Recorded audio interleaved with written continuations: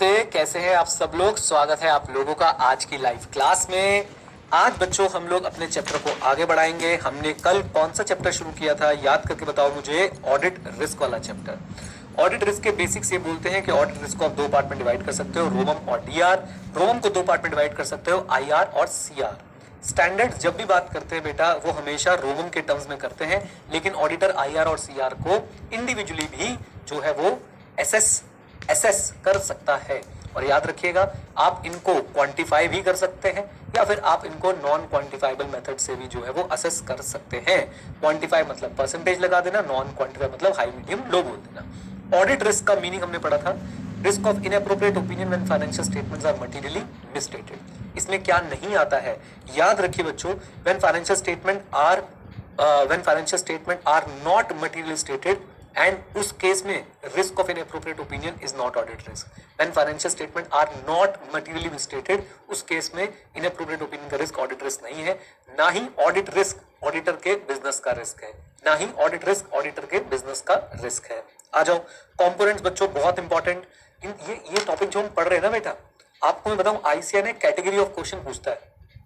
कहीं से कोई लाइन उठा के करेक्ट इनकरेक्ट, या फिर कहीं से कोई लाइन उठा के बोलेगा एक्सप्लेन, हम उसकी तैयारी कर रहे हैं। हम वो एक्स्ट्रा चीजें कवर कर रहे हैं जो जनरली सबको छोड़ के चले जाते हैं। और ये टॉपिक्स आपके एग्जाम में, अगर मैं ओवरऑल बोलूं, आपको 20 से 30 नंबर का पेपर ऐसे टॉपिक से भरा हुआ मिलता है जिसमें बच्चे सोचते हैं यार बुक में था कहाँ, ये हमने पढ़ा कब है, राइट। लेकिन मैं चाह रहा हूं कि हम उस परसेंटेज को मिनिमाइज करें।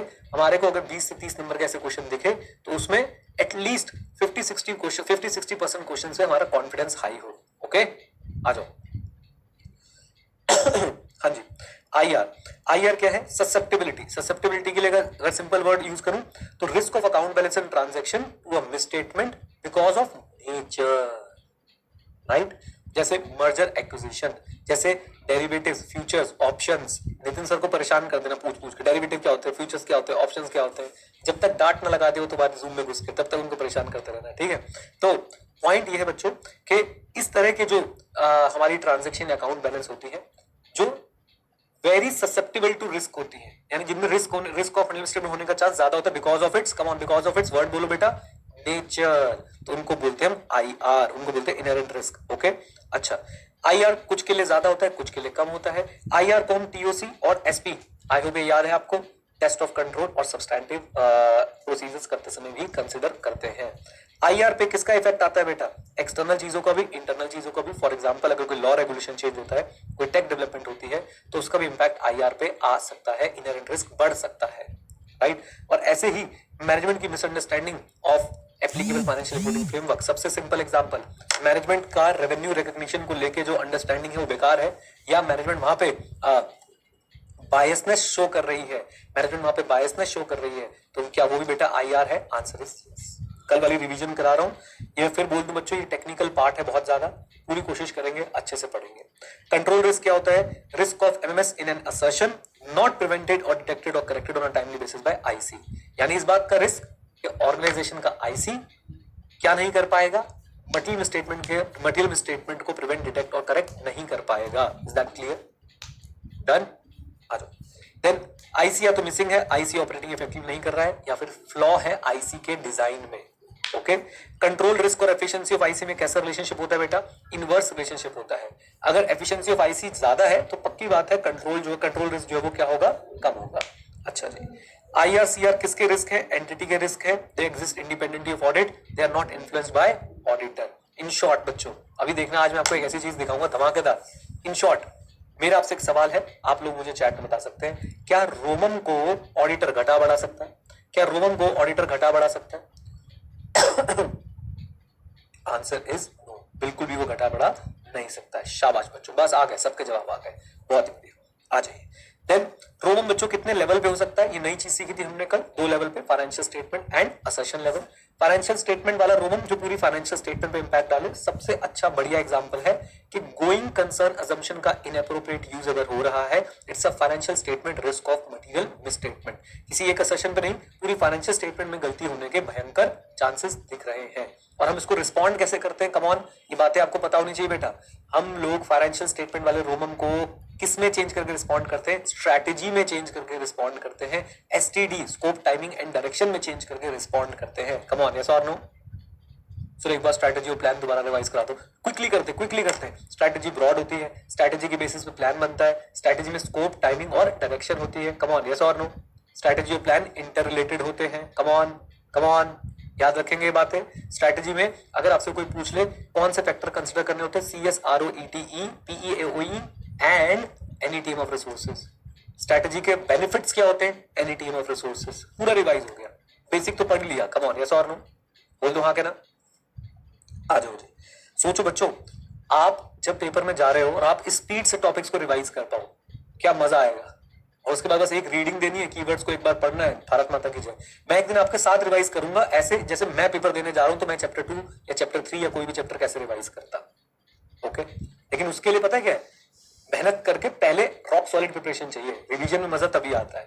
आ जाइए। देन असर्शन लेवल की बच्चों मैंने बात करी, affecting assertion on line items of line items of the financial statement. Financial statement के जो लाइन आइटम होते हैं, यानी कि बैलेंस शीट के लाइन आइटम्स, P&L के लाइन आइटम्स, उन पे इंपैक्ट डालती है हमारी असर्शन लेवल का रिस्क ऑफ मटेरियल मिसस्टेटमेंट। इसमें इस असर्शन लेवल के रिस्क को हम लोग कैसे एड्रेस करते हैं, NET ऑफ ऑडिट प्रोसीजर से। याद रखेंगे, बोलिए।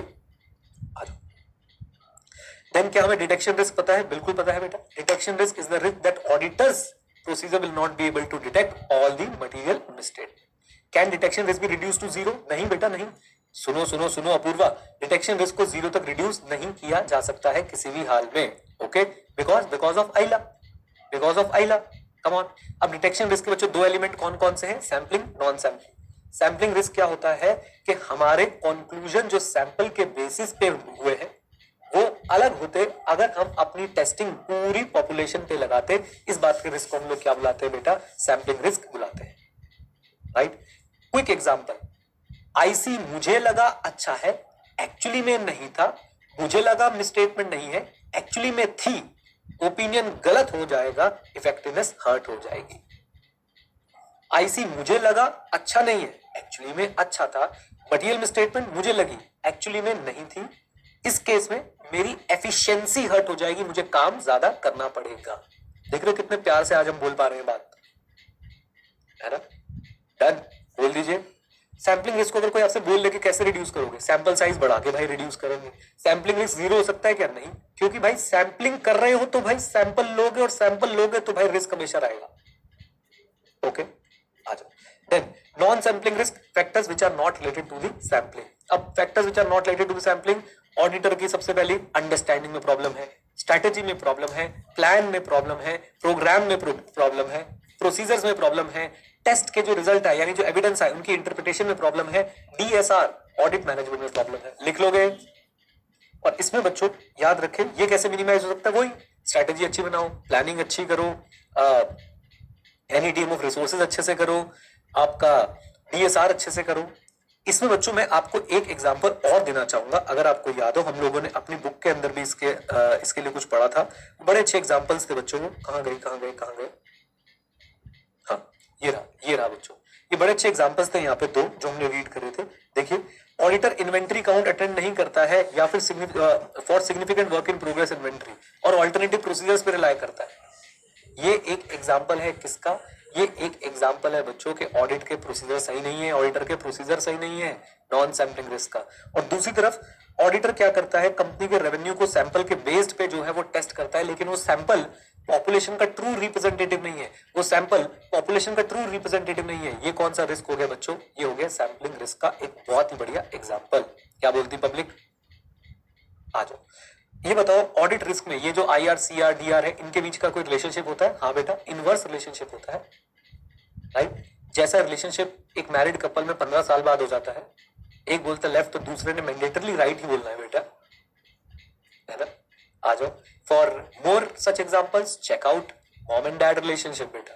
मम्मी ने जो बोला पापा उसका उल्टा, पापा ने जो बोला मम्मी उसका उल्टा, किसी भी हाल में, है ना। आ जाओ, और दोनों उल्टा पुल्टा और बच्चे पिस रहे हैं।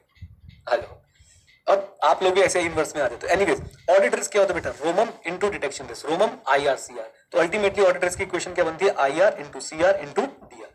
फिर ऑडिट रिस्क बच्चों हम लोग क्या करते हैं? क्या प्रिसाइसली मेजरेबल है? No, it is not precisely measurable. ये प्रोफेशनल जजमेंट का जो है वो मतलब it is subject to professional judgement.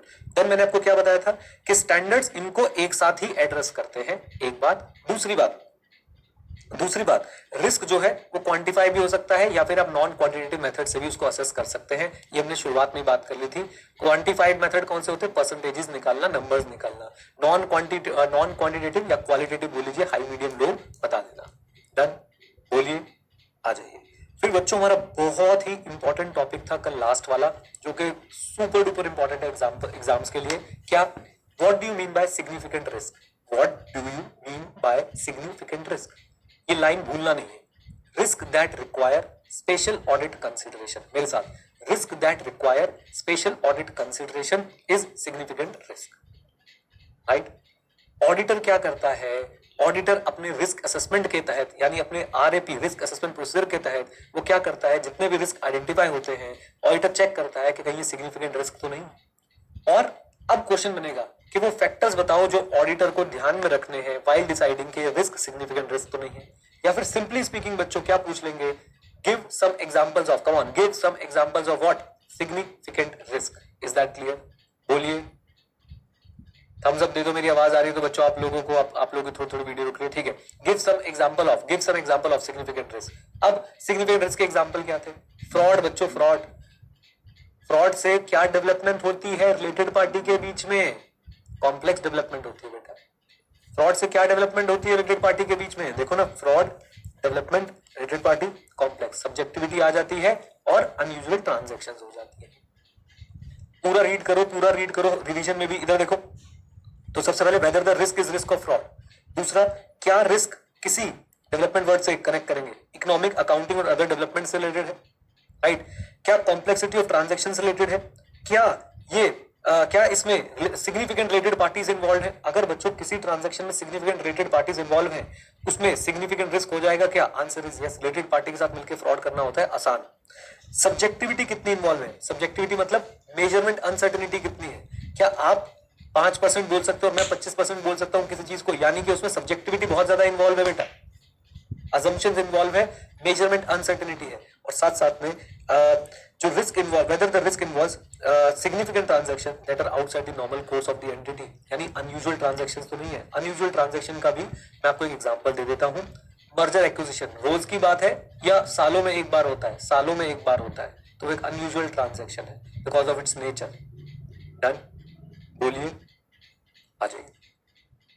आज की क्लास शुरू करते हैं। देखिए, मैंने 12 मिनट डेडिकेट किए सिर्फ रिवीजन में बच्चों, पूरे 12 मिनट, क्योंकि मुझे पता है हम जो पढ़ रहे हैं वो हर कोई नहीं पढ़ता है, और इसमें से क्वेश्चंस आते हैं तभी मैं मेहनत कर रहा हूँ बहुत ज्यादा आप लोगों के साथ, ठीक है। और मैं आपको ये भी दिखा रहा हूँ कि अगर आप रिवीजन करो तो जो बहुत टेक्निकल लगता है वो आसान हो सकता है, अगर कॉन्सेप्ट हमें पता है और रिवीजन हम प्रॉपरली करें। डन, चलिए आगे चलते हैं बच्चों और देखने की कोशिश करते हैं आज हम लोग क्या पढ़ने वाले हैं। तो आज का हमारा पहला टॉपिक शुरू होगा कि भाई आइडेंटिफाइंग सिग्निफिकेंट रिस्क। इन टॉपिक्स का कोई सर पैर नहीं है, इन टॉपिक्स का आप मुझसे पूछोगे सर क्वेश्चन क्या आएगा, मुझे नहीं पता है, बट मुझे ये पता है कि ICI है ना भाई, इन पे क्वेश्चन पूछ लेगा, इनकी अंडरस्टैंडिंग से, इनके एग्जाम्पल से, कहीं से भी क्वेश्चन बना सकता है, तो इसलिए हम इसे पढ़ के जाएंगे। आइए मेरी बात को जरा ध्यान सुनिएगा प्लीज प्लीज प्लीज। एक बड़ी अच्छी बात कल लास्ट में क्लास में एक स्टूडेंट ने बोली थी, मुझे उनका नाम याद नहीं आ रहा है, कि सिग्निफिकेंट रिस्क इनहेरेंट रिस्क ही होते हैं क्या? तो मैं आपको बता दूं कि yes, significant risk are inherent risk, but उनके होने के चांसेस और उनकी वजह से होने वाली मिसस्टेटमेंट के चांसेस, मतलब उनकी वजह से होने वाली मिसस्टेटमेंट का साइज क्या होता है? बड़ा होता है। वेरी गुड, फिर से बोलता हूं, significant risk are inherent risk. Why? Because they are because of the nature of that transaction और account balance. What were inherent risk?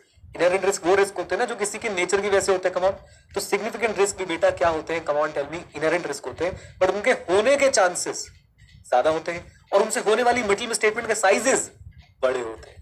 ये बात समझ आई पहली स्टेटमेंट? ये स्टेटमेंट मैं आपको क्यों समझाता हूं? करेक्ट इनकरेक्ट के पॉइंट ऑफ व्यू से बेटा 14 नंबर के करेक्ट इनकरेक्ट आएंगे, राइट। अब आपसे मैं पूछता हूं, significant risk are the risk with low chances of occurrence. Correct और incorrect with low chances of occurrence, correct और इनकरेक्ट बताइए जी, चैट ओपन कर दिया मैंने, करेक्ट और इनकरेक्ट, इनकरेक्ट ये एग्जाम में क्वेश्चन आएगा।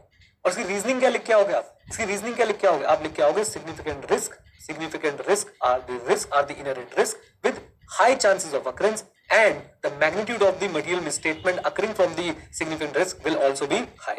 Magnitude मतलब size, impact. Done? बोलिए। तो इस तरह के क्वेश्चंस के लिए बच्चों हम लोग प्रिपरेशन कर रहे हैं ताकि हम लोग आईसीएस से किसी भी लेवल पे जो है वो फाइट ले पाए। ऐसा ना हो कि भाई वो क्वेश्चन पूछे और हम बोले हैं ये तो पता ही नहीं था।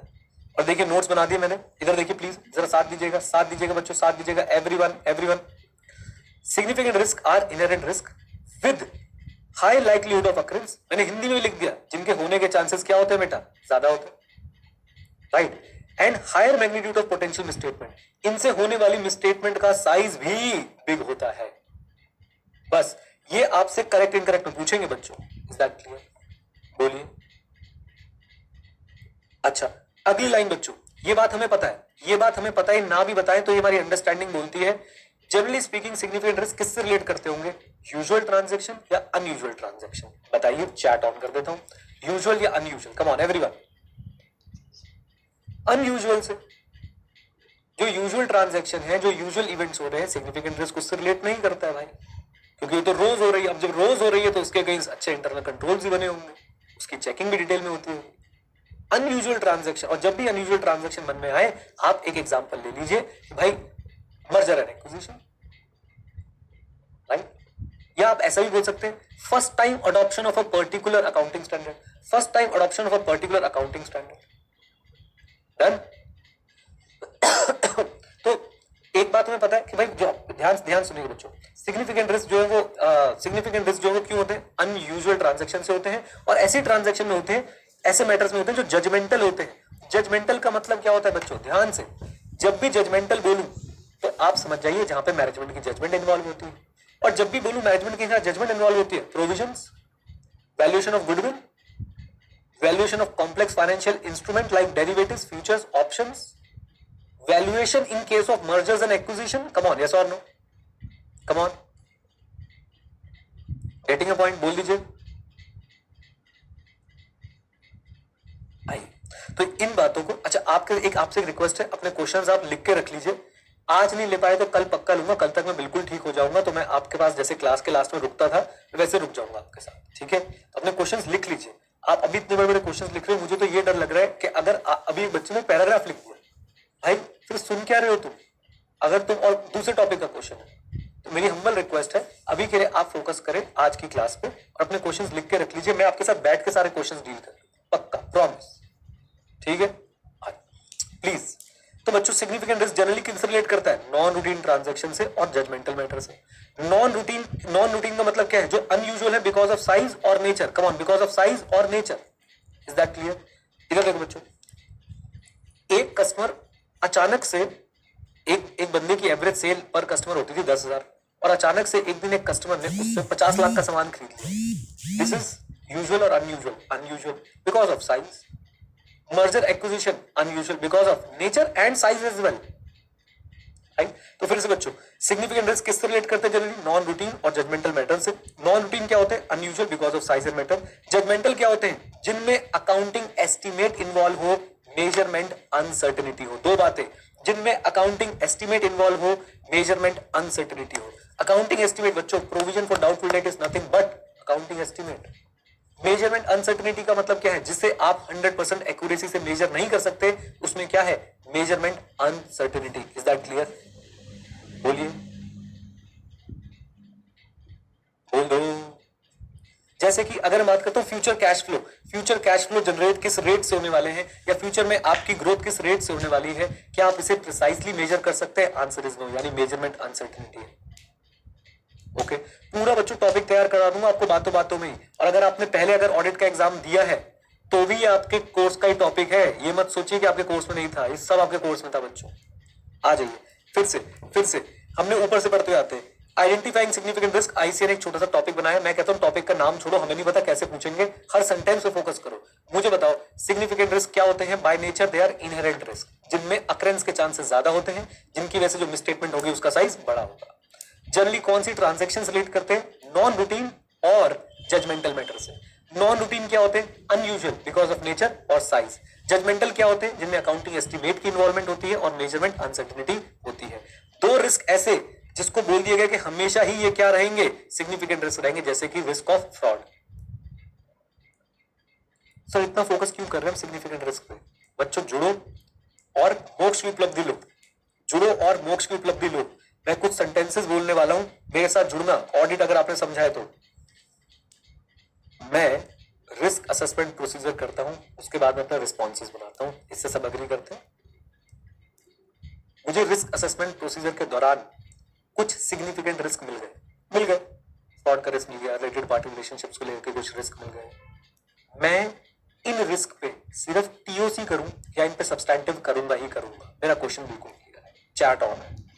मैं इन पे टीओसी करके छोड़ दूं या मुझे इन पे सब्सटैंटिव प्रोसीजर करने ही करने हैं? सब्सटैंटिव प्रोसीजर मुझे करने ही करने हैं या स्किप कर सकता हूं मैं इन पे सब्सटैंटिव प्रोसीजर? आप आंसर देख लीजिए चैट में बच्चों के, क्या जबरदस्त बच्चों आंसर आ रहे हैं कि भैया सब्सटैंटिव प्रोसीजर करने ही करने हैं, स्किप नहीं कर सकते किसी भी हाल में। और आपको पता है यही बात लिखी हुई मिलेगी। और अब दिल खुश कर देना जरा, थोड़ा सा टफ क्वेश्चन पूछ रहा हूँ, ज्यादा ही एक्सपेक्टेशन रख ली आपसे, प्यार में ऐसा हो जाता है ना, तो मेरे साथ भी हो गया है, तुमसे ज्यादा ही एक्सपेक्टेशन हो गई है। कौन से स्टैंडर्ड में लिखी होगी ये बात कि भाई सिग्निफिकेंट रिस्क के रिस्पॉन्स में आपने सब्सटैंटिव प्रोसीजर करने ही करने? नंबर, सिर्फ नंबर पूछ रहा हूं मैं, सिर्फ नंबर। उम्मीद मतलब मैं आपको इस पर जज नहीं करूंगा, ये बात लिखी हुई बच्चों, आप अगर पढ़ पा रहे हैं चैट में एसए 330 में, क्योंकि SA 330 deals with response to the assessed risk. और वहां जाके मैं आपको ये बात पढ़ाऊंगा कि अगर सिग्निफिकेंट रिस्क है तो सब्सटैंटिव प्रोसीजर जरूर करना ही करना है। आप समझ आता है कि हम सिग्निफिकेंट रिस्क पे इतना ध्यान क्यों दे रहे हैं, है ना? आ जाओ बच्चों आ जाओ। पता नहीं आपको कैसा लगता है, बट मुझे तो बहुत अच्छा लगता है जब आप ऐसे जवाब देते हैं। मुझे लगता है कि इनको ऑडिट समझ आ रहा है, ये ऑडिट में घोटे नहीं मार रहे, सिर्फ इनको समझ भी आ रही है चीजें और ये खुद से रिस्पॉन्ड कर पा रहे हैं। एंड बिलीव मी गाइस, अगर रिस्पॉन्ड नहीं कर पाए थे एसए का नंबर तो मैं आपको जज नहीं करूंगा, क्योंकि टफ क्वेश्चन था। अभी नंबर मैंने आपको इतने अच्छे से पढ़ाया नहीं ना 330, जब पढ़ा लूंगा तब आप अपने बता देंगे। आ जाओ। हाँ जी, ऑलवेज सिग्निफिकेंट रिस्क, दो रिस्क जो हमेशा सिग्निफिकेंट रिस्क रहने वाले हैं, क्या बेटा? फ्रॉड का risk and significant transaction with related party outside normal course of business. तो जब भी रिलेटेड पार्टी के साथ कोई ट्रांजैक्शन होगी outside the normal course of business. What is outside the normal course of business? मतलब आप दुनिया को 500 रुपए में कोई चीज बेचते हो, रिलेटेड पार्टी को या तो 5000 में बेच रहे हो, 5 रुपए में बेच रहे हो, it is outside the normal course of business. तो इस तरह की ट्रांजैक्शन हमेशा क्या काउंट होंगी? सिग्निफिकेंट रिस्क में काउंट होगी। ओके, बोलिए। अभी आप देखना बच्चों, जिस तरह से आप लोग पढ़ रहे हो ना, मुझे 10 मिनट दो सिग्निफिकेंट रिस्क को ना, ऐसे तुम उंगलियों पे नचाओगे, पक्की बात है, पूरे टॉपिक को। और जाके किसी से भी बात कर लेना सिग्निफिकेंट रिस्क के बारे में। फिर आओ, बस आखिरी पॉइंट है बच्चों, आखिरी पॉइंट। अब यहां पे आईसीआई से मुझे डर लगता है। आईसीआई बोलेगा कि ठीक है, significant risk generally relate to non routine matters, हमारा बच्चा बोलेगा yes. It generally relate to matters involving judgment, हमारा बच्चा बोलेगा यस। फिर आईसीआई बोलेगा एग्जांपल दो, हमारा बच्चा बोलेगा धक धक धक धक धक धक। थोड़ी देर बाद हमारा बच्चा बोलेगा यस, क्योंकि हम वो भी पढ़ कर जाएंगे। पूछ लो कहां से पूछ लो। करें तैयार, जल्दी बताओ, करें तैयार? तो बच्चों ऐसे मैटर्स के मैं आपको एग्जांपल दे रहा हूं जहां जो नॉन रूटीन ट्रांजैक्शन होती है, या यूं कह लीजिए कि जब ये चीजें दिख रही हो तो मतलब वो नॉन रूटीन ट्रांजैक्शन है, और उसकी वजह से क्या बन सकता है? कम ऑन, क्या बन सकता है? सिग्निफिकेंट रिस्क बन सकता है। Is that clear? नंबर 1, हमें सिग्निफिकेंट रिस्क के तो एग्जांपल पता है, अब हम उन मैटर्स की बात कर रहे हैं जो नॉन रूटीन मैटर्स होते हैं, जैसे कि ग्रेटर मैनेजमेंट इंटरवेंशन। अगर किसी मैटर में मैनेजमेंट बहुत टांग अड़ा रही है, अगर किसी मैटर में मैनेजमेंट बहुत, देखिए ऐसा माना जाता है कि सीनियर मैनेजमेंट रूटीन ट्रांजैक्शन में ज्यादा टांग नहीं अड़ाती, प्रोसीजर बन गए, उसी प्रोसीजर से काम होता रहता है। लेकिन अगर मैनेजमेंट किसी मैटर की अकाउंटिंग ट्रीटमेंट में कुछ खासा ही इंटरवेंशन कर रही है, बताइए क्या वो एक हमारे लिए नॉन रूटीन ट्रांजैक्शन बन जाती है? Answer is yes. तो फर्स्ट मैटर और first example of non routine transaction is transactions जिसके अंदर मैनेजमेंट क्या कर रही हो? ग्रेटर मैनेजमेंट इंटरवेंशन कर रही हो। जैसे कि मैनेजमेंट अकाउंटिंग ट्रीटमेंट में बहुत इंटरेस्ट दिखा दिए, रेवेन्यू को कैसे रिकॉर्ड करना है, सब्सटैंशियल मशीनरी बेची है, इसको अकाउंट्स में कैसे शो करना है, यानी कि मैनेजमेंट की इंटेंशंस में हमें कुछ गड़बड़, कुछ गड़बड़ लग रही है। Is that clear? बोल दो, आ जाओ, मैं याद भी करा दूंगा, डोंट वरी। उसके बाद दूसरा ग्रेटर मैनुअल इंटरवेंशन। भाई साहब, जब एक सोचो एक हाईली कॉम्प्लेक्स सिस्टम वाली ऑर्गेनाइजेशन है, टीसीएस जैसी, जीरोधा जैसी, एचडीएफसी बैंक जैसी, और वहां पे अचानक से किसी ट्रांजैक्शन में बहुत चीजें मैन्युअली करवाई जा रही है। रूटीन है कि नॉन रूटीन है? नॉन रूटीन हो, राइट? सो अगर आप किसी चीज के लिए डेटा मैन्युअली कलेक्ट कर रहे हो, वहां पे हाई चांस ऑफ रिस्क है। Transaction for example related to valuation of company और valuation of financial instrument, valuation of company के लिए, वैल्यूएशन ऑफ फाइनेंशियल इंस्ट्रूमेंट के लिए डेटा जनरली मैन्युअली कलेक्ट किया जाता है, उसको मैनुअल कैलकुलेशंस की जाती है, यानी कि आपके पास जो है वो ऐसी इंफॉर्मेशन नहीं है जो बाकी जगहों से कनेक्ट हो सकती है। मैं आपको एग्जांपल देता हूं। आप जब किसी फाइनेंशियल स्टेटमेंट की वैल्यूएशन करेंगे बेटा, तो आपके पास हो सकता है कोई प्रॉपर डेटा अवेलेबल ही ना हो, आप असम्पशंस पे काम कर रहे हो, कम ऑन यस और नो, तो उसमें आप मैन्युअली चीजें करेंगे। तो जब आप मैन्युअली काम करेंगे, अगेन वहां पे सिग्निफिकेंट रिस्क के चांसेस बढ़ जाते हैं। देन बहुत आसान कॉम्प्लेक्स कैलकुलेशन, अकाउंटिंग प्रिंसिपल, मैंने एग्जांपल में लिख दिया मर्जर एक्विजिशन। क्या आपको लगता है अमेलगमेशन में परचेज कंसिडरेशन निकालना कितना आसान है? हमारे सर ने सिखा रखा है। रियल लाइफ में जाओगे भाई साहब, this is the most difficult thing, और उसकी अकाउंटिंग उससे भी ज्यादा difficult. Again amalgamation, merger, usual और अनयूजुअल, यूजुअल और unusual, completely unusual, it's not a routine matter. और वहां पे दोनों ही चीजें इन्वॉल्व हैं, कॉम्प्लेक्स कैलकुलेशन भी और अकाउंटिंग प्रिंसिपल्स भी, राइट? चौथा मैटर बच्चों, बहुत ही बढ़िया चीज है, बहुत ही बढ़िया चीज, इधर देखो। आप लोग वैसे जवाब दे दोगे कॉन्सेप्चुअली, मैं आपको फिर पढ़ा दूंगा। किन ट्रांजैक्शंस के लिए कंट्रोल बनाना आसान है? किन ट्रांजैक्शंस के लिए कंट्रोल बनाना आसान है? यूजुअल के लिए या अनयूजुअल के लिए? यूजुअल ट्रांजैक्शन के लिए कंट्रोल बनाना आसान है, वो रोज होती है, सबको दिखती है, सब उनके लिए कंट्रोल बना देते हैं। अनयूजुअल ट्रांजैक्शन रोज नहीं होती है, और जब वो रोज नहीं होती है बेटा, तो उनके लिए कंट्रोल्स भी हो सकता है कि ना ही बने हो। एग्जाम्पल, आप एक बड़ी कंपनी और वो अपना आईटी सिस्टम चेंज कर रही है, अपना ईआरपी, अपना जो कंप्यूटर का इंफॉर्मेशन सिस्टम है ना, वो चेंज कर रही है। आप मुझे बताइए, is it a usual transaction और unusual transaction? It is unusual transaction. once in a 3 year 4 year और 5 year और even once in a 10 year भी हो सकता है। वहां पे कंट्रोल्स ज्यादा होंगे कि कम होंगे? मुझे बताइए। कम होंगे।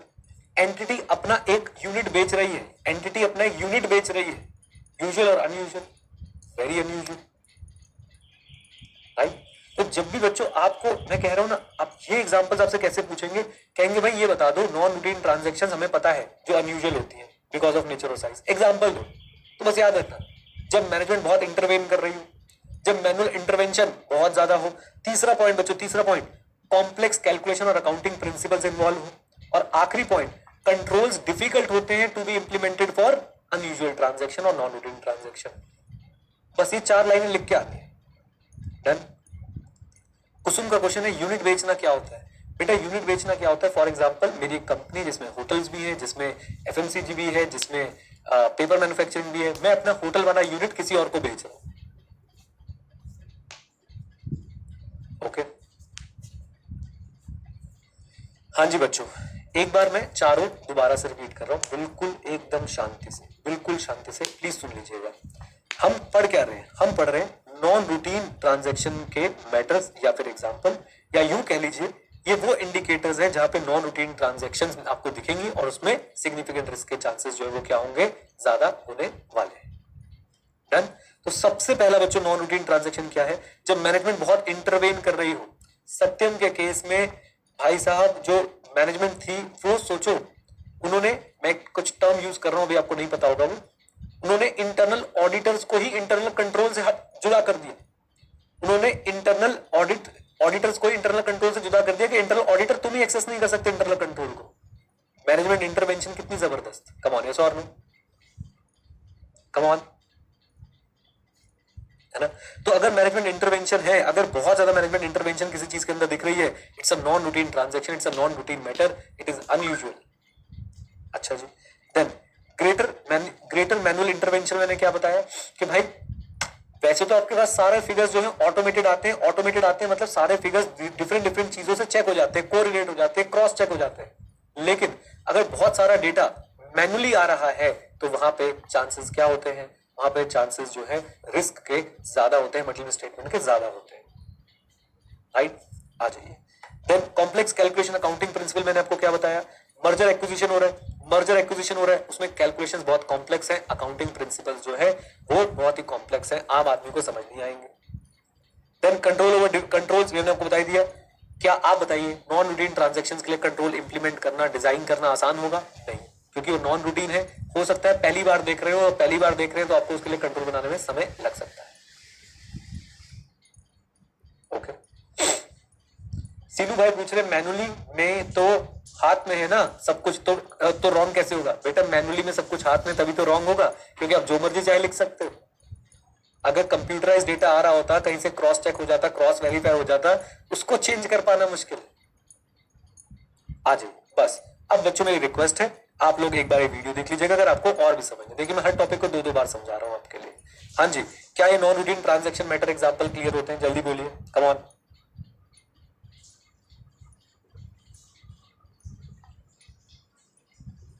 आ जाओ जी प्लीज। नेक्स्ट मुद्दे पे चलते बच्चों। अब जजमेंटल मैटर्स के एग्जांपल्स आपको दे रहे हैं। जजमेंटल मैटर के, मैं फिर बोल रहा हूं, ये टॉपिक ऐसे हैं बच्चे छोड़ जाते हैं, हम कवर कर रहे हैं क्योंकि इसमें से क्वेश्चन आते हैं। करेक्ट इनकरेक्ट आने के चांसेस हैं बच्चों। स्टेटमेंट बेस्ड क्वेश्चन भी आ सकता है कि एक लाइन लिख देंगे, बोलेंगे explain, discuss, analyse, comment. Right, conceptually मैं आपको स्ट्रॉन्ग कर दूंगा, don't worry at all. Judgmental matter leading to significant risk. अब ऐसे कौन से जजमेंटल मैटर हैं जिनसे सिग्निफिकेंट रिस्क हो सकता है? जैसे कि accounting principle subject to different interpretation. Straightforward language मैंने लिखा आपके लिए, accounting principle which are open for different interpretation. सबसे इंपॉर्टेंट बच्चों रेवेन्यू रिकॉग्निशन। देखो मैंने नीचे एग्जांपल भी लिखा है, अकाउंटिंग स्टैंडर्ड डिफरेंट तरीके से इंटरप्रेट किए जा सकते हैं। रेवेन्यू को कैसे और कब रिकॉग्नाइज किया जाए, कंपनी इसको अपने हित के लिए भी यूज कर सकती है। फॉर एग्जांपल एक कंपनी को फंडिंग चाहिए, वो चाहती है कि मेरी सेल ज्यादा दिखे। एक कंपनी को फंडिंग चाहिए, वो चाहती है इस ईयर में मेरी सेल ज्यादा दिखे, तो उसके जो लॉन्ग टर्म कॉन्ट्रैक्ट से आने वाला रेवेन्यू है, क्या वो उसे स्प्रेड करेगी या इसी ईयर में बुक कर लेगी? आप बताइए, कम ऑन चैट में बताओ बेटा, स्प्रेड करेगी या इसी ईयर में बुक कर लेगी? वो चाहेगी ज्यादा से ज्यादा रेवेन्यू इसी ईयर में बुक हो, ताकि मेरा रेवेन्यू जो है वो इन्फ्लेटेड दिखे, मेरे प्रॉफिट इन्फ्लेटेड दिखे, और जब प्रॉफिट ज्यादा दिख रहे होंगे तो मैं फंडिंग भी ज्यादा ले पाऊंगी। ऐसा ही किया था बायजूस ने। और उनकी बेटा सेल्स उन्हें क्या कह रही थी, जब याद मेरी आऊगी तो पता लगूगा। समझे कि नहीं समझे? है ना? तो प्लीज प्लीज प्लीज बच्चों प्लीज देखिए, जजमेंटल मैटर का एग्जांपल बहुत सिंपल और बहुत straightforward line, accounting principle subject to different interpretation. अब देखो आपसे क्वेश्चन पूछता हूं बच्चों, accounting principle which is leading to different interpretation is an example of non-routine transaction. Correct or incorrect? कुछ तो ये इनकरेक्ट है। क्यों इनकरेक्ट है? It is an example of what? Judgmental matters. ये पूछता है आईसीआई कि मेरी हेडिंग के नीचे क्या लिखा था वो बता, और ये एग्जाम में क्वेश्चन आया हुआ है। फिर से पूछता हूं, accounting principle subject to different interpretation, accounting principle subject to different interpretation is an example of what? Judgmental matters, not of non routine transaction. अब मैं आपसे दूसरी तरीके से पूछ लेता हूं, transactions where manual intervention is greater is an example of non-routine transaction that is unusual nature. Easy easy easy समझ के बच्चों, मैं आपको ये भी दिखाने की कोशिश कर रहा हूँ आई से क्या पूछेगा। आ जाइए। देन तो पहला तो हमने जजमेंटल मैटर बता दिया, accounting principle subject to different interpretation. दूसरा कि भाई जजमेंट आपकी सब्जेक्टिव भी हो सकती है, कॉम्प्लेक्स भी हो सकती है, और आपको जजमेंटल मेथड में अजम्पशंस की जरूरत पड़ सकती है। यानी कि ऐसे मैटर्स जहां पे आपको अजम्पशंस बनानी पड़ रही हो वो जजमेंटल मैटर है। ऐसे मैटर्स जहां पे आपको अजम्पशंस बनानी पड़ रही हो, अजम्पशंस किन चीजों को लेके? अजम्पशंस फ्यूचर को लेके, फ्यूचर में ये कंपनी किस रेट से ग्रो करेगी, अगले 5 साल किस रेट से ग्रो करेगी, उसके अगले 5 साल किस रेट से ग्रो करेगी, क्या मुझे अजम्पशन बनानी पड़ेगी? मुझे बड़ी बड़ी अजम्पशन बनानी पड़ेगी। फॉर एग्जाम्पल आज मैं बैठ के देखूं तो मैं अगर मान लीजिए एक कंपनी के अंदर इन्वेस्ट करने जा रहा हूं तो मैं अजम्पशन बनाऊंगा ना, भाई ये एफएमसीजी बिजनेस करती है, एफएमसीजी किस रेट से ग्रो करने वाला है, ये एफएमसीजी मैन्युफैक्चरिंग करती है, एफएमसीजी किस रेट से ग्रो करने वाला है। कम ऑन गाइस, ये बातें आपको समझ आ रही हैं? जल्दी बोलिए। और मैं जितनी भी बच्चों ये अपनी प्रोजेक्शंस बनाऊंगा ये सब अजम्पशन पे होंगे, और जिस भी मैटर पे अजम्पशन है वो एक जजमेंटल मैटर है। कम ऑन, जिस भी मैटर पे अजम्पशन है वो एक क्या है, जल्दी बताओ? जजमेंटल मैटर है। और ये जजमेंट, अब बच्चों ध्यान सुनिएगा, ये वाली जो जजमेंट्स है ये सबकी एक ही होंगी या अलग हो सकती है? भाई साहब पूरा स्टॉक मार्केट इसी मुद्दे पे चल रहा है। कोई सोच रहा है कि ईवी की बहुत ग्रोथ होगी, इलेक्ट्रिक व्हीकल्स की। कोई सोच रहा है नहीं नहीं, अभी पेट्रोल में ना इथेनॉल वाला कॉन्सेप्ट आ रहा है कि इथेनॉल ब्लेंड करके गाड़ियां चलाई जाए, अगर जो थोड़े बहुत भी इंटरेस्ट रखते हैं वो उस एंगल से ग्रो कर रहे हैं। कोई कह रहा है कि ड्रोन बहुत बढ़ने वाली है, तो ड्रोन बनाने वाली कंपनी के अंदर इन्वेस्ट करो, क्योंकि ड्रोन की ग्रोथ इंडिया में ईयर ऑन ईयर 150% होने वाली है। मैं एक एग्जांपल दे रहा हूं आपको। तो मैं यहां पे क्या दिखाना चाहता हूं कि दीज जजमेंट्स आर सब्जेक्टिव और ऑब्जेक्टिव। सब्जेक्टिव मतलब सबके अलग अलग, ऑब्जेक्टिव मतलब सबकी एक होने वाली। बताओ, these judgments are subjective as well as complex. Why? क्या बच्चों ये सारी चीजें एक चीज पे डिपेंडेंट है क्या? आओ सीए फाउंडेशन ले चलता हूं तुम्हें, माइक्रो इन्वायरमेंट, मैक्रो इन्वायरमेंट। भाई साहब यहां पे पेस्टले लग रहा है, पूरा पेस्टले। आपका पॉलिटिकल इन्वायरमेंट भी इसको इंपैक्ट करने वाला है, आपका इकोलॉजिकल इन्वायरमेंट भी इसको इंपैक्ट करने वाला है, आपका सोशल इन्वायरमेंट भी इसको इंपैक्ट करने वाला है, आपका टेक्नोलॉजिकल इन्वायरमेंट भी इसको इंपैक्ट करने वाला है, आपका लीगल इन्वायरमेंट भी इसको इंपैक्ट करने वाला है। बोलो हाँ कहना है ना? तो ये जजमेंट, आप मेरी बात को सुनिए बच्चों, जजमेंट आप मेरी बात को सुनिए। जजमेंट जो है वो ऐसी वाली जजमेंट सब्जेक्टिव होती है और भर भर के कॉम्प्लेक्सिटी इन्वॉल्व होती है इन जजमेंट्स के अंदर। तो कहने की बात क्या है, जजमेंटल मैटर के एग्जांपल दो। पहला एग्जांपल, ऐसा अकाउंटिंग प्रिंसिपल जिसकी दो इंटरप्रिटेशन हो सके।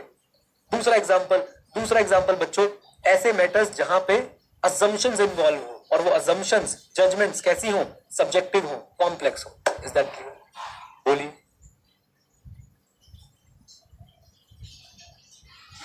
प्राशु बोल रहा है पहले वाला का एग्जांपल दो। नालायक दे तो दिया, revenue recognition of long term contract लिखा हुआ है, पढ़ाया है। आपका लॉन्ग टर्म कॉन्ट्रैक्ट है, नीचे पढ़ाया भी था। अकाउंटिंग स्टैंडर्ड डिफरेंट तरीके से इंटरप्रेट किया जा सकते हैं, रेवेन्यू को कैसे और कब रिकॉग्नाइज किया जाए। और अक्षत नहीं कह सकते भाई ऐसा, प्लीज मत बोलो ऐसा। हाँ जी, क्लैरिटी है बच्चों, बोलिए। ये हिम्मत है पता है किसकी? आपकी और मेरी, के हम ये टॉपिक्स पढ़ रहे हैं, याद रखिएगा इस बात को, और इस एंगल से, इस तरीके से पढ़ रहे हैं। आ जाओ, क्या आप आज नॉन रूटीन ट्रांजैक्शन के 4 एग्जांपल बोल सकते हो? हाँ, greater management intervention, greater manual intervention, complex, हमारे कॉम्प्लेक्स कैलकुलेशन अकाउंटिंग प्रिंसिपल, और आखिरी में क्या आता है बच्चों? कंट्रोल्स डिफिकल्ट होते हैं। कौन से मैटर्स पे? जिस मैटर पे कंट्रोल बनाने डिफिकल्ट हो, यानी कि जो हमारे नॉन रूटीन ट्रांजैक्शन होते हैं उन पे कंट्रोल जो है डिफिकल्ट होते हैं। क्यों? पहली बार हो रहे हैं या अनयूजुअल है? क्या आप जजमेंटल मैटर के 2 एग्जांपल दे सकते हो? हाँ, अकाउंटिंग प्रिंसिपल जिनकी 2 से ज्यादा इंटरप्रिटेशन पॉसिबल हो, या फिर ऐसे मैटर जिनमें अजम्पशंस इन्वॉल्व हो। और ये अजम्पशंस और जजमेंट कैसी हैं? ये सब्जेक्टिव है, कॉम्प्लेक्स है, अबाउट द फ्यूचर है। कम ऑन, यस और नो? That's it. आपकी बुक में आपको कहां लिखे हुए मिलेगा बेटा? ये लिखा हुआ, आइडेंटिफाइंग सिग्निफिकेंट रिस्क, ये risk of misstatement greater for significant non routine transaction, risk of statement greater for significant judgmental matters. Done. Sir हम कैसे करेंगे इसको? आप तो पढ़ा कर निकल गए, आपने तो बड़ी बड़ी बातें बोल दी, हम कैसे करेंगे बेटा? चश्मा उतर गया, बताओ, मैं हूं ना, रिवीजन वीडियो बना के दूंगा ना। आप इसे सिर्फ और सिर्फ इस पूरे टॉपिक को 5 मिनट में रिवाइज कर सकते हैं। करेंगे क्लास के बाद। डन, जल्दी बोलो, आ जाओ। अब चलते हैं बच्चों अपने एक स्टैंडर्ड की तरफ अपने एक स्टैंडर्ड की तरफ। एसए 315 किससे डील करता है? Identifying and assessing the risk, parts में बांट दो। Identifying and assessing the risk of meeting statement through understanding the entity and its environment. एक चीज बोलनी हमेशा, लिखनी नहीं है।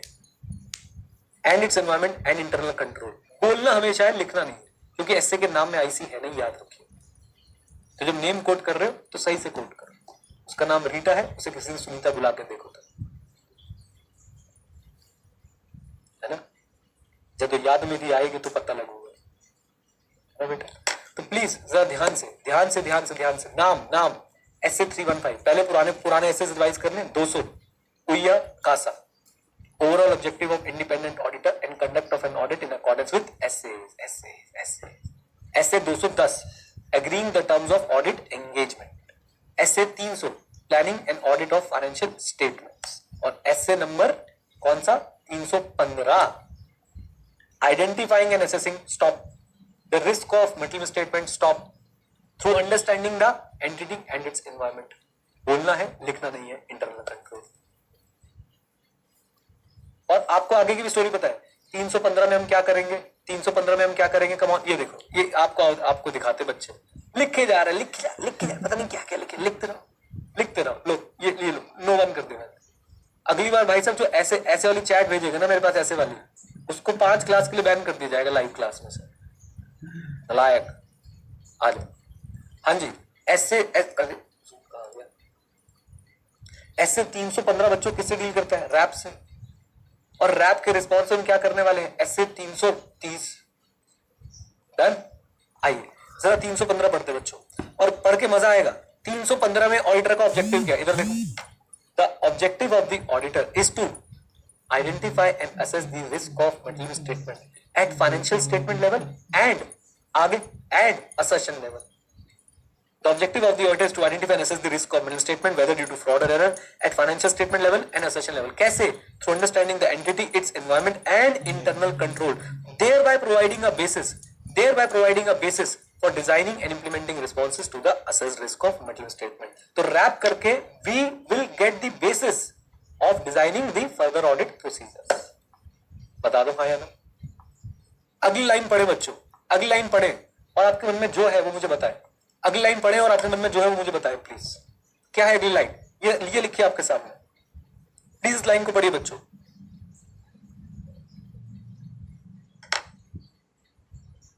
प्लीज इस लाइन को पढ़िए। मैं चैट देख रहा हूं आपकी। Very good Suchir, very good Suchir Bhandari, बहुत ही बढ़िया। श्याम बहुत बढ़िया, विघ्नेश बहुत बढ़िया। ये आईसीए के स्टडी मैट्स उठाइए मैंने लाइन।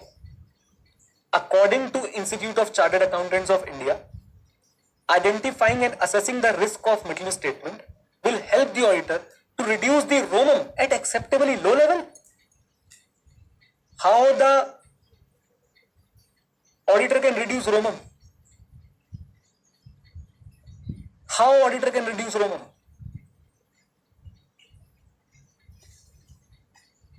मतलब हम पढ़ के आ रहे हैं भाई इतनी बड़े तरीके से, इन्होंने एक बार वो फ्लश का बटन दबाया, सब बहा दिए।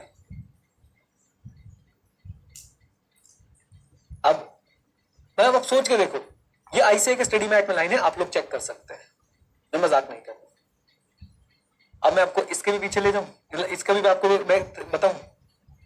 भाई मैंने तो एक बुक में लिख दिया, मैं आपने देखा होगा मैं कॉन्सेप्ट समझाता हूँ, कोई लाइन हो सकता है मैंने रीड ना करी। एक बच्चे ने मैसेज डाला आपकी बुक में गलत लिखा है। उसने जब ये सेंटेंस देखा, मैंने कहा यार ये मेरी बुक में लिखा है, मैं तो भाई आईसीए की बुक को फॉलो करता हूँ। मैंने देखा उन्होंने भी यही लिखा हुआ। और मजे की बात बताऊं बच्चों, मजे, अभी कुछ कट मत करो, पहले इसकी हिस्ट्री तो सुन लो। जो इंटरनेशनल स्टैंडर्ड्स ऑन ऑडिटिंग है ISA 315, उसमें भी यही लिखा हुआ है। अब आप मेरी तरफ देख रहे हो, मास्टर तुमने गलत बताया है, क्योंकि इंटरनेशनल वाले लोग गलत नहीं हो सकते।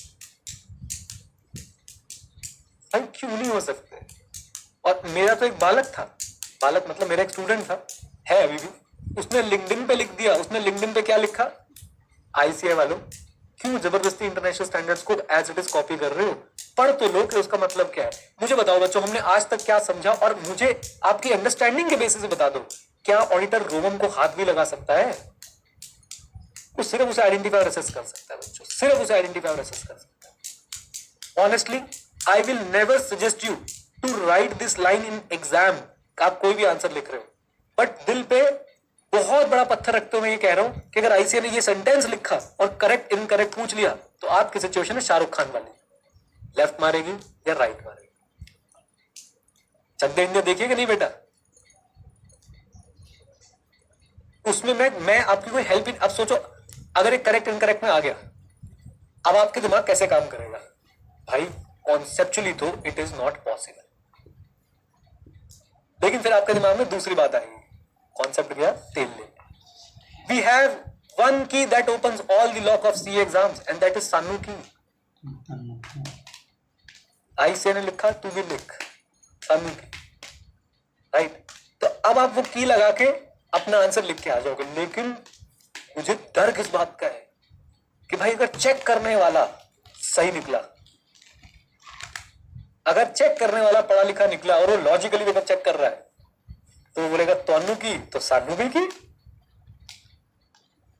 तो ये ना बच्चों आप समझ रहे हो कि कितना ग्रे एरिया मैंने आपको दिखाया।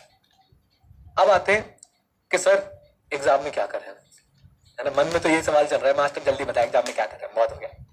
देखो भाई, मैं होता तो करेक्ट इनकरेक्ट में ये एक सब्जेक्टिव आंसर्स होते हैं, आप अपना आंसर लिख के एक ऑल्टरनेटिव भी लिख सकते हो कि भाई आईसीआई स्टडी मैट में तो यही लिखा है, राइट। कॉन्सेप्चुअली तो बच्चों मैं इस बात से कभी अग्री नहीं कर सकता, चाहे कोई अंग्रेज लिख ले, चाहे भाई साहब इलॉन मस्क ट्विटर पे अपना पोस्ट डाल दे, मैं उसके नीचे भी चाहे मुझे कितना ही ट्रोल होना पड़े मैं कमेंट जरूर करके आऊंगा तुझे नहीं आता ऑडिट, राइट। एंड अगर देखो मैं इसको ईगो पे नहीं ले रहा, अगर भाई आपके पास उसका कोई रिप्लाई हो, इसका कोई जवाब हो तो आप मुझे बताएं, समझाएं, मेरे को कन्विंस करें, मैं अपने स्टूडेंट्स को फिर वही पढ़ा दूंगा, मुझे कोई ऐसे टेंशन की बात नहीं है। बट मेरे हिसाब से बच्चों this is conceptually wrong that this will help the auditor to reduce ROMM to an acceptable low level, बल्कि सही आंसर पता है क्या होता, this will help the auditor to reduce overall audit risk to an acceptably low level. अगर ये line लिख देते मैं डाइजेस्ट कर जाता, वाई, क्योंकि जब मैं ओवरऑल ऑडिट रिस्क की बात करता हूं डिटेक्शन रिस्क भी उसका पार्ट होता है और डिटेक्शन रिस्क ऑडिटर के कंट्रोल में, राइट। मनस्वी बोल रहे हैं कि sir after identifying and assessing the risk he can lower the risk bye session, he can lower the risk bye session, नहीं भाई, वो उस रिस्क को असेस कर सकता है, वो तो आने वाले समय के लिए उसको लोअर करवाएगा। This is what I think. फिर भी Manasvi I am open for discussion, आपने बात बोली, मैं थोड़ा सा इससे एग्री नहीं करता हूं बट मैं भी सीखने के लिए तैयार हूं, ओके डन, चलिए। और इसमें प्लीज, इसमें तो हम आईसीआई को भी नहीं पकड़ रहे, इसमें तो हम सीधा आईफैक के पास जा रहे हैं। देख रहे हो अपनी रीच कितनी बढ़ती जा रही है, इंटरनेशनल फेडरेशन ऑफ अकाउंटेंट्स का international account auditing and assurance standard board के पास जा रहे हैं, ओके चलिए, क्लैरिटी है यहां तक, जल्दी बोलिए। अब हमारे पास आता है बच्चों, अच्छा इसके नाम और ऑब्जेक्टिव में तो आई होप किसी को कोई दिक्कत नहीं आई होगी, इट इज वेरी सिंपल। क्या है नाम एसए 315 का, identifying and assessing the risk of multiple statement through understanding the entity and its environment, बोलना नहीं है। जब ऑब्जेक्टिव बोल रहे हो, objective of the auditor is to identify and assess the risk of multiple statement whether due to fraud and error at financial statement level and assertion level through understanding the entity its environment. अब बोलना है internal control, done. Why? So that auditor can design the appropriate responses to the assessed risk. Done. अब अगर मुझसे पूछोगे तो भाई identifying and assessing the risk will definitely help the auditor to reduce the audit risk. How? He will be able to assess the IRCR and therefore he can design his further audit procedures in such a way that the DR is minimized, and when DR will be minimized, the overall audit risk will also be reduced. Come on, yes or no? चलिए जी, आ जाइए बच्चों। अब हमारे पास बच्चों एक question आता है और वो क्वेश्चन क्या है, identifying for the purpose of identifying assessing the risk of middle statement auditor shall, ये डायरेक्ट क्वेश्चन आएगा कि ऑडिटर को क्या करना चाहिए आइडेंटिफाई और असेस करने के लिए रिस्क ऑफ मिडल स्टेटमेंट को। और बच्चों ये क्वेश्चन नहीं है, आंसर ही है मेरे साथ, पहले रिस्क को आइडेंटिफाई करेगा, बोलो पहले रिस्क को आइडेंटिफाई करेगा, फिर उसको असेस करेगा, फिर उसको असेस करेगा, फिर उसको रिलेट करेगा, कम ऑन, फिर उसको रिलेट करेगा और आखिरी में मटेरियल स्टेटमेंट का वेट करेगा। 4 बातें, पहले रिस्क को आइडेंटिफाई करेगा, फिर उसको असेस करेगा, फिर उसको रिलेट करेगा और आखिरी में मटेरियल स्टेटमेंट का वेट करेगा। सर समझा दो। हाँ बेटा, इधर देखो, ऑडिटर को, अब आप विजुलाइज करो, आप ऑडिटर हो, आप एक क्लाइंट के प्लेस पे गए, आप क्लाइंट के प्लेस पे पहले जाकर पता वॉक थ्रूज करते हो। वॉक थ्रूज क्या होता है, ऐसे टहलना नहीं होता वॉक थ्रू, चलो भाई यार दिखाओ भाई फैक्ट्री दिखाओ। वॉक थ्रू मतलब आप उसके सिस्टम को समझने की कोशिश करते हो कि एक ट्रांजैक्शन कितनी स्टेजेस से होकर निकलती है और वहां पे क्या क्या, हर स्टेज पे क्या क्या एक्टिविटीज होती है। आप एंटिटी की अंडरस्टैंडिंग ले रहे होते हो और साथ साथ में आपके माइंड में अभी भी कर रहे होते हो, अच्छा यार इनके पास जब कोई नया कस्टमर आता है ये उसको क्रेडिट पे सामान दे रहे होते हैं, ये उसकी तो क्रेडिट वर्दनेस चेक ही नहीं करते। Come on, yes or no? तो आपने रिस्क आइडेंटिफाई कर लिया कि भैया ये क्रेडिट वर्दनेस चेक करे बिना क्रेडिट पे सामान दे देते। बात समझ आ रही है? जल्दी बोलिए। अब इसका मतलब या तो क्रेडिट वर्दनेस को लेके आईसी है नहीं, आईसी है तो वो काम नहीं कर रहे, कंट्रोल रिस्क दिख रहा है, कंट्रोल रिस्क दिख रहा है, कम ऑन, यस और नो? फिर आपने देखा यार इसके पास में कैश सेल्स बहुत ज्यादा है, इस क्लाइंट के पास में over the counter cash sales बहुत ज्यादा होती है, इनहेरेंट रिस्क। और ये सुनो और ये क्या करते हैं, कैश बहुत सारे दिनों तक ऑफिस में पड़ा रहता है, हर 10 दिन बाद जाके बैंक में जमा कराते हैं, रिस्क है। अब ऑन ऐसा नो, ये अभी आप क्या कर रहे हो, आप कौन सी स्टेज में हो, आप कंपनी के सारी ट्रांजैक्शन को समझ रहे हो, आप कौन सी स्टेज में, you are identifying the risk. Is that clear? जल्दी बोलिए। Throughout the process of understanding, throughout the process of the initial phase जिसमें आप एंटिटी के बारे में जान रहे होते हो, एंटिटी की इंडस्ट्री के बारे में जान रहे होते हो, you keep on identifying different type of risk. Is that clear? बोलिए। Second phase, now we will assess the risk. Assess बोले तो is it a assertion level risk और a financial statement level risk? I hope आपको दोनों terms पता है। Financial statement risk क्या होते हैं बेटा? फाइनेंशियल स्टेटमेंट रिस्क जो परवेजिव होते हैं, जिनका इंपैक्ट पूरी फाइनेंशियल स्टेटमेंट पे आता है, राइट? तो असेसमेंट में हम लोग देखते हैं क्या भाई ये एक फाइनेंशियल स्टेटमेंट लेवल रिस्क है या फिर ये एक असर्शन लेवल रिस्क है। डन। अच्छा इधर देखो, रिस्क आइडेंटिफाई हो चुका है, रिस्क असेस हो चुका है। अब बच्चों में क्या करते हैं, इधर देखो प्लीज एवरीवन। अब हम हर आइडेंटिफाइड रिस्क को असर्शन के साथ रिलेट करते हैं कि इस रिस्क से इस अकाउंट बैलेंस की असर्शन पे क्या इंपैक्ट आ सकता है। फॉर एग्जाम्पल, एक कंपनी में सेल्स रिकॉर्डिंग का कोई प्रॉपर एसओपी नहीं है कि सेल्स कैसे रिकॉर्ड की जाएंगे या सेल्स रिटर्न कैसे रिकॉर्ड किए जाएंगे या सेल्स रिटर्न कैसे प्रोसेस किए जाएंगे। सेल्स रिटर्न समझते हैं आप लोग, आपसे कोई सामान ले गया था, वो आपको सामान वापस दे रहा है, आपसे पैसे ले रहा है। डन। अब बच्चों क्या ये चांस है, ध्यान से सोचना, सेल्स रिटर्न प्रोसेस करने का कोई एसओपी नहीं है। एसओपी क्या होता है? कोई स्टैंडर्ड ऑपरेटिंग प्रोसीजर नहीं है, कोई प्रोसेस नहीं है, कोई गाइडलाइन नहीं है, बस रैंडमली भाई कोई सेल रिटर्न कर गया, उसकी एंट्री एक ही बंदा कर लेता है, वही पैसे दे देता है, वही गुड्स ले लेता है। आप देख रहे हैं एसओडी भी नहीं है। एसओडी क्या होता है? कम ऑन टेल मी, जल्दी बोलिए। Segregation of duty. पहले बताओ ये बात समझ आई जो मैंने आपको बोली। सेल्स रिटर्न का एग्जांपल पकड़ लो, आपने अंडरस्टैंडिंग जब ले रहे थे, यू आइडेंटिफाइड अ रिस्क, कि देयर इज अ रिस्क कि भाई इनके पास सेल्स रिटर्न का कोई भी प्रॉपर एसओपी, प्रॉपर प्रोसेस नहीं है। यू असेस्ड इट कि भाई इसका डायरेक्ट इंपैक्ट मेरी रेवेन्यू आइटम पे दिखने वाला है। और आप लोग बता सकते हो बच्चों, सेल्स रिटर्न प्रॉपरली रिकॉर्ड नहीं होते, इससे मेरा रेवेन्यू ओवर वैल्यूड आ रहा होगा या अंडर वैल्यूड आ रहा होगा। कम ऑन, कोशिश करो। इससे मेरी सेल्स ज्यादा दिख रही होंगी या कम दिख रही होंगी? वेरी गुड, वेरी गुड बच्चों, इससे मेरी सेल्स ज्यादा चांसेस है कि ज्यादा दिख रही होगी भाई। क्यों? सेल्स रिटर्न हुए होंगे, वो रिकॉर्ड नहीं हुए होंगे। और सेल्स रिटर्न किसमें से माइनस होते हैं, इतना तो बता दो मुझे, जल्दी बताओ, किसमें से माइनस होते हैं बेटा? सेल्स में से माइनस होते है ना? समझ गए आप मेरी बात को? ये है थर्ड स्टेज। मुझे एक रिस्क दिखा कि भाई इनका सेल्स रिटर्न का प्रोसेस सही नहीं है, I am relating it to the assertion of the revenue. What can go wrong? इसको ढंग से बोलो, ये बहुत काम आएगा प्रैक्टिकल लाइफ में। क्या? What can go wrong because of this risk? What can go wrong इस पर्टिकुलर अकाउंट बैलेंस में, ट्रांजैक्शन में, what can go wrong because of this risk? Is that clear? बोलिए। रिलेट वाला पॉइंट समझ में आ गया? आपने रिस्क आइडेंटिफाई किया, आपने उसे असेस किया, अब आपने उसे रिलेट किया। किससे रिलेट किया आपने उसको असर्शन से रिलेट करके देखा कि भाई इस रिस्क का मेरी असर्शन पे क्या इंपैक्ट आ सकता है, क्या गलती हो सकती है। Is that clear? मैं आपसे एक सिंपल सी बात पूछूं, मॉल में एक शोरूम है तनिष्क का नाम सुना आपने? Tanishq, if I am not wrong, Titan के अंडर आता है ये ब्रांड और ज्वेलरी बनाता है। आपको क्या लगता है बच्चों, किसी भी ज्वेलरी शोरूम के एम्प्लॉइज जब बाहर जाते होंगे, क्या उनकी फ्रिस्किंग, क्या उनकी चेकिंग होती होगी? हाँ या ना? अगर ना हो तो रिस्क है। मैंने रिस्क को आइडेंटिफाई कर लिया, मैंने असेस कर लिया कि भाई इसका इंपैक्ट कहां पे आ सकता है, और फिर मैं देख रहा हूं कि अब मैंने इसको आइडेंटिफाई कर लिया कि भाई फाइनेंशियल स्टेटमेंट लेवल रिस्क है, असर्शन लेवल।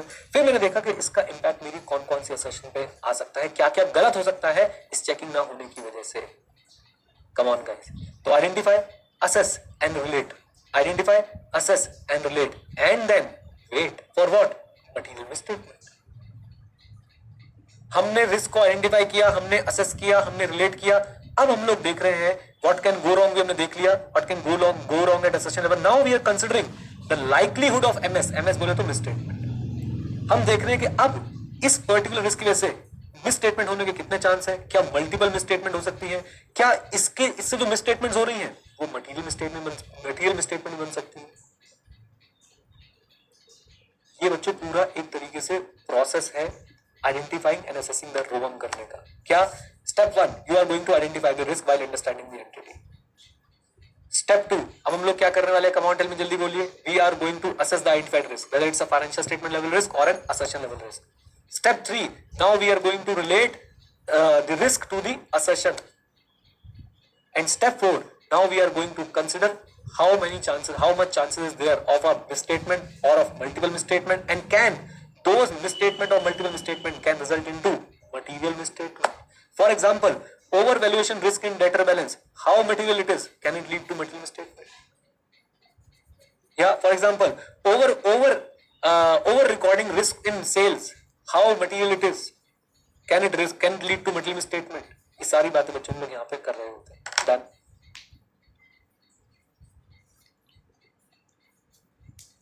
मैं एक बात बोलता हूं आपको, अपने मन की बात।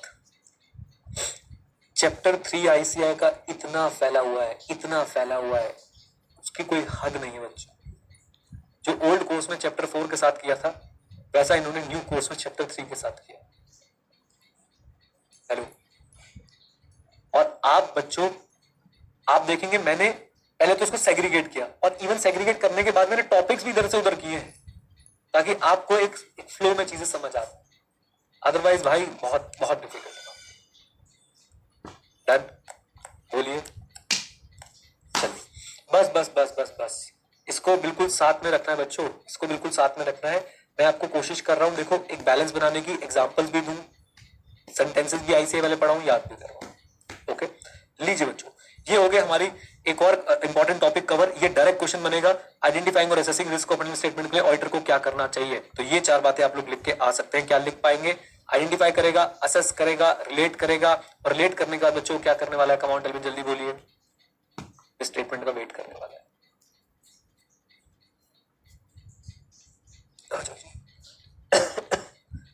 अच्छा, अब यहां पे आके आईसीआई हमें बताता है, संजीव भाई मैं आपसे बात करता हूं, आप लिख के रखो प्लीज इस क्वेश्चन को। संजीव प्लीज लिख के रखो। यहां पे आके आईसीआई हमें बताता है, sir you know what is risk assessment process. अजी हमें पता है, these are the procedure through which we obtain understanding of the entity and its environment and its internal control so that we can identify and assess the risk of material misstatement. क्या हमें बातें बताती? come on yes or no, बोलिए। Right, अब हमारे पास एक topic है, याद है मैंने आपको बच्चों कुछ ना चीजें पढ़ाई थी, मैंने बोला था कि हम उसे बाद में देखेंगे। AEIOU external confirmation and reperformance.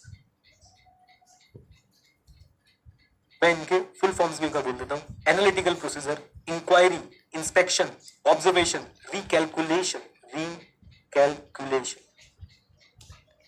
Come on, analytical procedures. मैं एक बार ये क्यों लिख रहा हूं, मैं आपके परमानेंट आपको याद कराना चाहता हूं। ई से बच्चों हम लोग कर देते हैं इंक्वायरी, कई बार आई से भी लिखा होता है, डोंट वरी एट ऑल। आई से हम लोग कर देते हैं इंस्पेक्शन, और ओ से हम लोग कर देते हैं ऑब्जर्वेशन। हाँ जी, ओ से हम लोग क्या कर देते हैं? ऑब्जर्वेशन। क्लियर है मैम? नाम याद है, सिर्फ नाम, और कुछ नहीं मुझे आपसे एक्सपेक्टेशन। यही सारी चीजें बच्चों, इनमें से ही कुछ चीजें आप लोग कैसे यूज कर सकते हैं, जरा ध्यान से देखिएगा जो मैं बोल रहा हूँ, प्लीज फोकस कीजिएगा बच्चों। नहीं, अच्छा सा एक ब्रैकेट बनाना चाह रहा था, इधर देखो बच्चों, यही चीजें आप इन्हीं का यूज करते हुए रैप भी कर लेंगे, और इन्हीं का यूज करते हुए बच्चों आप लोग टीओसी सब्सटैंटिव प्रोसीजर भी कर लेंगे। मैं आपको ध्यान से, मैं आपको ये दिखाना चाहता हूं कि इसमें से 315 में लिखा है कि आप एनालिटिकल प्रोसीजर से, आप इंक्वायरी से, आप इंस्पेक्शन से और ऑब्जर्वेशन से रिस्क असेसमेंट प्रोसीजर कर सकते हैं। राइट, मैं कुछ बातें आपको बताने की कोशिश करता हूं। फॉर एग्जांपल, सबसे पहले बच्चों हम लोग पिक करते हैं क्या? इंक्वायरी। इंक्वायरी से रिस्क मैनेजमेंट प्रोसेस कैसे होगा, इंक्वायरी से रैप कैसे होगा? अच्छा, रैप होते क्या है? The processes through which we understand the entity and its environment and IC. Come on yes और नो, क्या इंक्वायरी से ऐसा हो सकता है? हाँ, हम किस किस से इंक्वायरी करेंगे बेटा? हम इंक्वायरी करेंगे मैनेजमेंट से, हम इंक्वायरी करेंगे उनसे जो फाइनेंशियल रिपोर्टिंग के लिए रिस्पॉन्सिबल है, हम इंक्वायरी करेंगे अदर से, और हम लोग इंक्वायरी करेंगे other employ with different level of authority. इससे हम लोगों को किसमें मदद मिलने वाली है? Identifying the risk of misstatement. और लास्ट में बच्चों हम लोग गोली दे देंगे, inquiry alone is not sufficient. पहली बात देखो, रिस्क असेसमेंट प्रोसीजर में क्या होता है? आइडेंटिफाई होता है, असेस होता है, रिलेट होता है, स्टेटमेंट का वेट होता है। रिस्क असेसमेंट प्रोसीजर्स कैसे होते हैं, उनके अंदर क्या क्या चीजें होती हैं? इंक्वायरी होती है, एनालिटिकल प्रोसीजर होता है, ऑब्जर्वेशन होता है, इंस्पेक्शन होती है। क्या बात समझ आती है आप लोगों को? या रिस्क असेसमेंट प्रोसीजर्स कैसे करते हैं? Inquiry, analytical procedure, inspection, observation. Flow of events क्या होता है? Identify, assess, come on, identify, assess, relate, weight. बात समझ आती है? जल्दी बोलिए। विनीत बोल रहे हैं व्हाई नॉट टीसीडब्ल्यूजी? बेटा टीसीडब्ल्यूजी भी इन्वॉल्व है इसके अंदर, चिंता मत करिए। लिखा नहीं है, लेकिन अगर प्रैक्टिकली पूछेंगे टीसीडब्ल्यूजी से भी इंक्वायरी कर सकते हैं। बहुत फ्रीक्वेंट नहीं, लेकिन कर सकते हैं। आ जाइए। आईसीआई बच्चों क्या पूछने वाला है? आईसीआई क्या पूछने वाला है मैं आपको बताता हूं। आईसीआई जितना मैं इसको जानता हूं, वो यहां से लाइन उठाएगा, यहां तक ये लाइन लिखेगा और फिर बोलेगा एक्सप्लेन विद एग्जांपल्स कहां कहां से इंक्वायरी कर सकते। समझ रहे आप मेरी बात? संजीव कह रहे हैं कि सर आपने AEIOU रीपरफॉर्म तो बताया था कि इनसे हम लोग ऑडिट एविडेंस इकट्ठा करते हैं असर्शंस को चेक करने के लिए। हाँ बेटा, आज मैं आपको उसमें नेक्स्ट स्टेज में ले जा रहा हूं कि AEIOU रीपरफॉर्म एक्सटर्नल कंफर्मेशन में से ही कुछ चीजें आप रैप में यूज कर लेते हैं, कुछ चीजें आप POC में, और कुछ चीजें आप सब्सटैंटिव प्रोसेसर में यूज कर लेते हैं। अल्टीमेटली ये वो चीजें हैं, ये वो टूल्स की तरह हैं जिनसे आप लोग ऑडिट एविडेंस इकट्ठा करते हैं या रिस्क असेस करते हैं। संजीव क्लियर है? आ जाओ बच्चों, आ जाओ मेरे साथ जुड़ना जरा। एग्जाम्पल ऑफ इंक्वायरी, लो भाई लो, किस किस से इंक्वायरी कर सकते हैं? किस किस से इंक्वायरी कर सकते हैं? देख के मत घबराना, पूरा याद करा दूंगा, पूरा ये सारे इंक्वायरीज याद करा दूंगा, टेंशन मत लेना। शुरू करें? पहले एक रीडिंग करते हैं। Auditor gather information mainly from management and financial reporting heads. Inquiries with different authority level within the entity can offer diverse perspective on risk of middle statement। बात तो सही लिखी है। और मजे की बात, इसको भी लाइन को मार्क कर लो, क्या होगा? ये लाइन लिखेगा इसे और क्या बोलेगा? चल एग्जांपल दे। तो ऑडिटर किस किस से इंक्वायरी करता है? मैनेजमेंट से करता है, फाइनेंशियल रिपोर्टिंग हेड से करता है, और different employ having different authority से करता है। इससे उसे रोमन को लेकर डिफरेंट पर्सपेक्टिव मिलता है, यानी कि रिस्क के बारे में नई नई बातें पता चलती हैं। अब किस किस से वो इंक्वायरी कर सकता है? देखना मेरे साथ। ऑडिट वालों से, हाँ जी, ऑडिट वालों से, कॉम्प्लेक्स ट्रांजैक्शन वालों से, लॉ वालों से, मार्केटिंग वालों से, रिस्क मैनेजमेंट वालों से, और IT वालों से। किस किस से इंक्वायरी करेगा ऑडिटर? सर ऑडिटर ऑडिट वालों से कैसे इंक्वायरी करेगा? बेटा internal audit. Sir internal audit क्या होता है? अभी के लिए लिमिटेड नॉलेज के लिए, इंटरनल ऑडिट एक मैनेजमेंट का फंक्शन होता है। इंटरनल ऑडिट एक मैनेजमेंट का फंक्शन होता है जिससे वो इंटरनल कंट्रोल को चेक करती रहती है कि काम कर रहा है नहीं, गवर्नेंस पे ध्यान रखती है, रिस्क मैनेजमेंट पे ध्यान रखती है। भूल जाए, चैप्टर में आएगा, डिटेल में पढ़ेंगे, बट ये मैनेजमेंट का फंक्शन होता है जिससे इंटरनल कंट्रोल पे ध्यान रखा जाता है, गवर्नेंस पे ध्यान रखा जाता है, और आपकी रिस्क मैनेजमेंट पे ध्यान रखा जाता है। बस इतना। ओके, आइए प्लीज बच्चों, क्या आप एग्जाम्पल पहले मुझे बताओ, can inquiry be use as a tool for risk assessment? Yes और यस? किस किस की इंक्वायरी करते हैं बेटा? मैनेजमेंट से, फाइनेंशियल रिपोर्टिंग हेड से, and other people with different responsibilities से। इससे रिस्क असेसमेंट को लेकर आपको डिफरेंट चीजें पता चल जाती है। अब आप मुझे एग्जांपल दो कि किस किस से इंक्वायरी करनी है। मैंने एक ही बार से रीड कराया, याद तो करवाया नहीं है, चेक करते हैं। इंटरनल ऑडिटर से, ठीक है, कॉम्प्लेक्स ट्रांजैक्शन वालों से, मार्केटिंग वालों से, लॉ वालों से, IT वालों से। इतना बोल पाए? कम ऑन, यस और नो? आओ जरा चेक कर लेते भाई क्या क्या था हमारे पास, कितनी ट्रांजैक्शन थी। नंबर 1 इंटरनल ऑडिट वालों से, कॉम्प्लेक्स ट्रांजैक्शन वालों से, लीगल वालों से, मार्केटिंग वालों से। बस एक भूल गए हम, रिस्क मैनेजमेंट। सोचो, अगर एक बार रीड करने से हमें 6 में से 5 याद रहेगी। पता है क्यों? आपने इसका स्ट्रेस नहीं लिया। आपने सोचा अच्छा कुछ डिपार्टमेंट वालों से इंक्वायरी करनी, डिफरेंट डिपार्टमेंट्स हैं। और कौन कौन से डिपार्टमेंट है? इंटरनल ऑडिट वाले हैं, कॉम्प्लेक्स ट्रांजैक्शन हैंडल करने वाले लोग हैं, मार्केटिंग करने वाले लोग हैं, लॉ लीगल वाले लोग हैं, अब याद रखना रिस्क मैनेजमेंट वाले लोग हैं, और आखिरी में आईटी वाले लोग हैं। बस बात करो, इजी इजी इजी, जल्दी बोलिए। इस क्वेश्चन को छोड़ के जाना बनता है क्या? बिल्कुल भी नहीं बनता भाई। मेरे हिसाब से तो ये 4 नंबर थाली में सजा के आपके सामने लाए जाएंगे। और कैसे पूछा जाएगा? बच्चा कहता है सर पता नहीं कहां से क्वेश्चन पूछ लिया। भाई यही लाइन लिखेगा आईसीआई, और पता नहीं किस दिन मेरी कोई कहीं हुई बात सच हो जाती है भाई। तो याद रखना, जब मैं इंपॉर्टेंट बोल रहा होता हूं तो याद रखना, ये लाइन पूछेगा और पता क्या बोलेगा? Explain with the help of examples. तो पहले थोड़ी भूमिका बना देंगे। ऐसे 315 होता है, उसमें रिस्क असेसमेंट होता है। रिस्क असेसमेंट के हमारे पास, रिस्क असेसमेंट के अंदर बहुत सारी चीजें होती है, उसमें से एक चीज इंक्वायरी होती है। फिर हम बोलेंगे कि भाई देखो इंक्वायरी हम किससे करते हैं? मैनेजमेंट से करते हैं, फाइनेंशियल रिपोर्टिंग हेड से करते हैं, पीपल हैविंग डिफरेंट रिस्पॉन्सिबिलिटी से करते हैं, डिफरेंट पर्सपेक्टिव मिलता है। और फिर बिना देखे, उसको पता ही नहीं, हम पढ़ के हमने मजाक उड़ाया और हमने याद कर लिया। मजाक कैसे उड़ाया? डिफरेंट डिपार्टमेंट याद कर लो, इंटरनल ऑडिट वाले, कॉम्प्लेक्स ट्रांजेक्शन वाले, मार्केटिंग वाले, लीगल वाले, रिस्क मैनेजमेंट वाले, भारत माता की जय, आईटी वाले, जिनका सिर्फ एक ही काम होता है, रीस्टार्ट करके देखो चल जाएगा। ये समझ आया तो ठीक है, नहीं तो घर जाके तो वो देखें। अच्छा सर, आपने एक लाइन बोली थी inquiry alone is not sufficient. क्यों भाई? इंक्वायरी से बात नहीं बनेगी, आपको और भी चीजें करनी पड़ेंगी। और चीजें क्या? Analytical procedure, observation and inspection. तो खाली इंक्वायरी से बात, हाँ जी, खाली इंक्वायरी से बात, जल्दी बोल दो बेटा, जल्दी बोल दो, खाली इंक्वायरी से बात बोल दो, बनेगी कि नहीं बनेगी? आंसर इज बनेगी। डन।